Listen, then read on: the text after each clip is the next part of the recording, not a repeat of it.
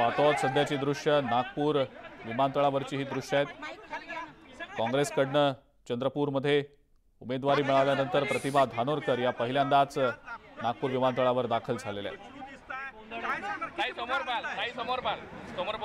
आपल्याला माहित आहे की माझे पती दिवंगत खासदार बाळूभाऊ धानोरकर यांच्या 2019 मधल्या निवडणुकीतही अशा पद्धतीचा संघर्ष झाला होता आणि त्या संघर्षानंतर साधारणतः 10 महिने त्यांचं दुर्दैवी निधन त्या ठिकाणी झालं। त्यांच्या निधनानंतर सगळी पक्षश्रेष्ठी आदरणीय आमचे अध्यक्ष आदरणीय खरगेजी, सोनिया मॅडम, राहुल गांधी, आमचे केसी वेणुगोपाल, प्रभारी चेनी थल्लाजी, आपले महाराष्ट्राचे प्रदेशाध्यक्ष नानाभाऊ पटोले असतील, मुकुलजी वासनिक असतील, आमचे आदरणीय शिवाजीराव मोघे आहे, आमचे आदरणीय वामनराव कासावार असतील, आमचे जिल्हाध्यक्ष सुभाषभाऊ धोटे, आदरणीय सुधाकरजी अडबाले सर या आणि सुनील भाऊ केदार, नितीनजी राऊत आणि महाविकास आघाडीतील सगळे घटक पक्ष, आदरणीय शरदचंद्रजी पवार साहेब, आदरणीय उद्धवजी ठाकरे आणि सगळे माझे तळागाळातील पदाधिकारी आणि कार्यकर्ते यांच्यामुळे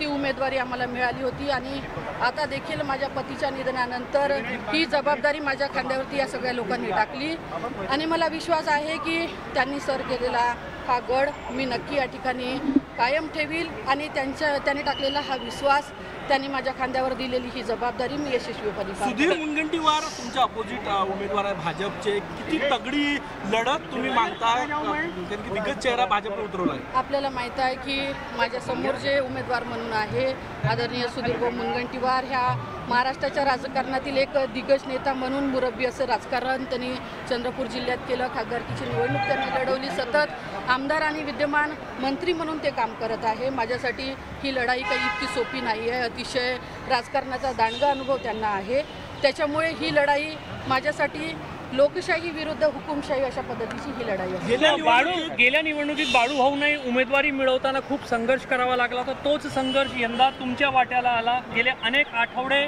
चर्चा सुरू होती मात्र निर्णय होत नव्हता। आपल्याला माहित आहे संघर्ष केल्याशिवाय माणूस मजबूत होत नाही आणि आपण बघितलं असेल की या सगळ्या संघर्षाच्या काळात मी एक स्टेटस ठेवला होता की जितना संघर्ष बड़ा होगा जीत उतनी ही शानदार होगी। त्याच पद्धतीनं आपण बघितलं असेल संघर्ष जरी करावा लागला असेल तरी ही लढाई लढत असताना ही लढाई फक्त माझी वैयक्तिक लढाई म्हणून नाही आहे। आपण बघितलं असेल की भारतीय राष्ट्रीय काँग्रेस पक्ष हा पक्ष हुकुमशाहीनं चालणारा पक्ष नाही आहे। राजा बोले आणि दाढी हाले तशा पद्धतीचा कारभार या पक्षात होत नाही। हा पक्ष भारतरत्न डॉक्टर बाबासाहेब आंबेडकरांच्या संविधानावर चालणारा पक्ष आहे आणि संविधानात आपल्याला सांगितलं आहे की संविधानात लोकशाही स्वातंत्र्याचा अधिकार आहे।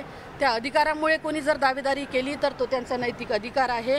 त्याच्यामुळे आताची आमची लढाई ही हुकुमशाही विरुद्ध लोकशाहीची लढाई आहे।